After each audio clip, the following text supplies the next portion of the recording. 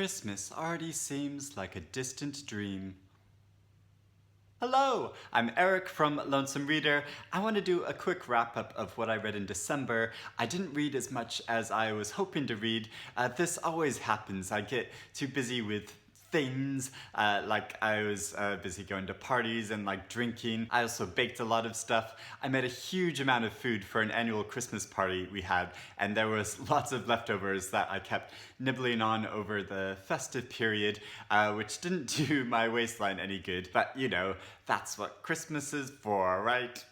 I went to a prize ceremony for the Sunday Times Young Writer of the Year Award, which was held at the London Library. And if you don't know, the London Library is quite a cool place. It's this really old, beautiful old library right in the center of London. It's a private members library that's been going for like almost 200 years. And there were members like Virginia Woolf. And when Virginia Woolf joined, she listed her occupation as spinster. And it's quite cool. You can see in an actual book where she wrote spinster next to her name. Anyway, the Young Writer of the Year Award was won by Sally Rooney for Conversations with Friends. Sunday Times, Beaton Fraser, Young Writer of the Year Award, associated with what university, is Sally Rooney. Wow, thank you so much. Wow. To the other nominees, it's absolutely my honour and privilege to be on the shortlist with you, thank you so much. So that was really fun to see, and I'm really glad that I read it recently.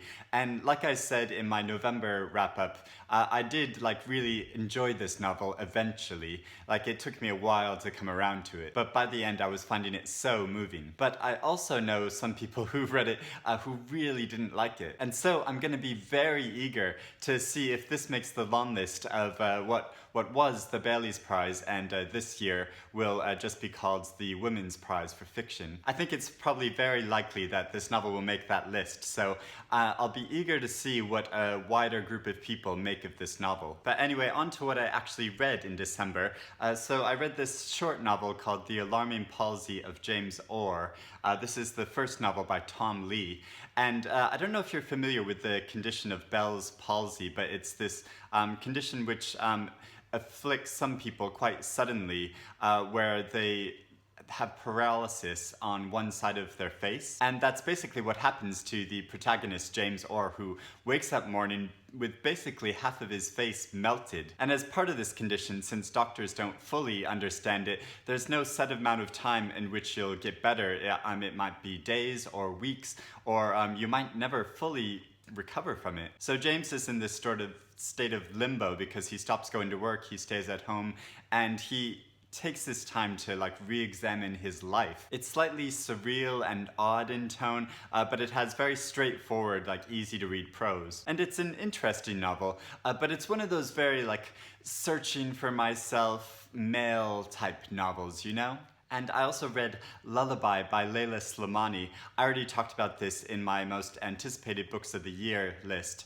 And before I started reading this, I wasn't sure what I was going to make of it. I thought it was probably just going to be like a straightforward thriller, and it is kind of a thriller in a way because it starts with the death of two children who are killed by their nanny, and the parents discover these children. That happens at the very beginning of the novel, and then you find out why the nanny did this and what her relationship with the family was.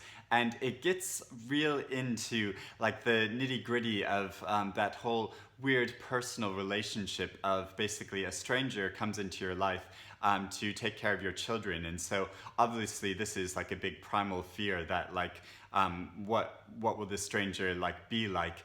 And at first she seems like a perfect like Mary Poppins type person, but obviously she's a very complex individual. And so what the author really gets at in this novel is like the complex lives of the working class and the conditions of immigrants in France. And I thought it was a really beautiful, like sympathetic novel. And also like wonderfully, I got to have lunch with the author, which was great because like I did genuinely enjoy the novel.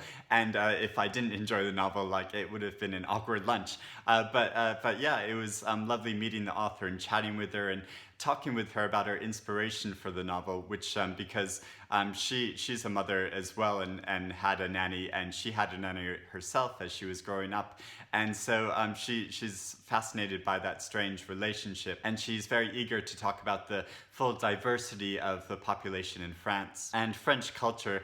And it was a great lunch, and she was just a really lovely person. And then I read When I Hit You by Meena Kandasamy, which I already talked about in my best favorite books of the year video, because this novel is stellar and so impactful. It's about an unnamed woman who enters into what becomes an abusive marriage, and it's her reflecting on her life with her husband. And she shows the mechanics of how this happens, the escalation of physical and emotional violence, the way all her resources and her support network are cut off from her, so she's almost completely dependent on her husband, and how her self-confidence is worn away, so she longs for his approval. It's terrifying and such a powerful story, and it's not just about the abusive relationship, but also getting out of the abusive relationship and her relationship with society and public opinion when she comes out as having been abused, and the struggle a woman has to go through when she makes her abuse public. It's incredibly thoughtful and insightful, and I was seriously copying out passages all the time. So obviously I've been reading a lot of end-of-year lists and favorite books of the year lists that were printed in newspapers and that authors have talked about and that booktubers have been talking about so much, and it's great. I love watching these videos. And a book that kept popping up on a lot of these lists and that a lot of people urged me to read in the comment section of my end-of-year unhaul video was this novel, Unburied by Jesmyn Ward. As you probably know, this won the National Book Award too. So I think maybe my expectations were like a bit too high going into reading this. I felt a little blasé about it. The bulk of the story is about a woman named Leonie who is traveling to prison with her 2 children and her friend to pick up her husband who's been released from prison. But also accompanying them are some spirits of the dead, because it's an inherited family trait that some people in her family can see the spirits of the dead. This creates this strange feeling that the past is still very much a part of the present. And this is probably most powerfully felt in one section when the car is pulled over by a policeman and the policeman holds a gun up to Leonie's son Giorgio's head. So the racism and abuse that some of these spirits experienced still feels very present. But on the whole, I felt that this supernatural element wasn't always entirely necessary, and like it felt like a bit overdone in some parts, especially the way that the daughter experiences this. And I couldn't help comparing this to the novel Ruby by Cynthia Bond, which came out a couple years ago, and which I loved, and also has this supernatural element which I thought worked so well. But I don't want to like diss this novel because I did really enjoy reading it, and the writing is so beautiful. Like, you can't fault the writing. It is really beautiful. So if you've read this and loved it or didn't love it, let me know in the comments below. I'd like to know what you think of it. And finally, I read Mrs. Osmond by John Banville, and this is his sequel to Henry James' famous novel, The Portrait of a Lady. And it might as well have been written by James because he imitates Henry James' style so closely. And this is really impressive, but a bit of a problem for me personally because I'm not that into Henry James' style of writing. I do like The Portrait of a Lady, but his style is so dry and his sentences are like so intricately constructed and a lot is packed into them. They're quite like complicated to read and you have to really concentrate on them. And Mrs. Osmond is written in the same way, so I'd much prefer to read a Banville novel that's actually in John Banville's style of writing because I love his writing. But this is an enjoyable novel and I got a lot out of reading it, and it was a nice like relaxing read to have over the Christmas period. And it's interesting where he takes Isabel's story, answering that like famous question of like, will she or will she not go back to her horrible husband? And he does some really fun things, like near the beginning of the novel, Isabel is sitting in a restaurant having dinner by herself, and she sees this man observing her, and she thinks that he's looking at her as if she were a portrait, and so this man is sort of like Henry James. And so when she gets up and leaves the restaurant, it's like she's been liberated from Henry James' imagination. But of course, now she's under the control of John Banville. I thought that was so funny and clever and very appropriate because both Portrait of a Lady and Mrs. Osmond are very much about what the meaning of independence is and what personal freedom means. So that's what I read in December, but like I said, I was mostly partying and drinking and eating. But one fun thing I did right before New Year's was my boyfriend and I drove down to the southeast coast to see the house of the late filmmaker Derek Jarman, which is in this place called Dungeness.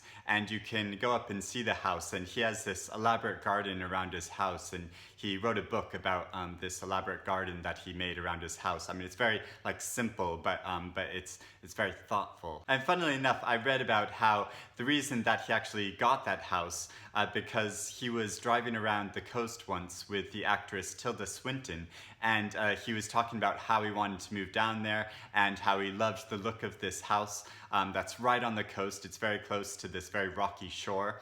And Tilda Swinton said, like, well, go talk to the owner, you should get it.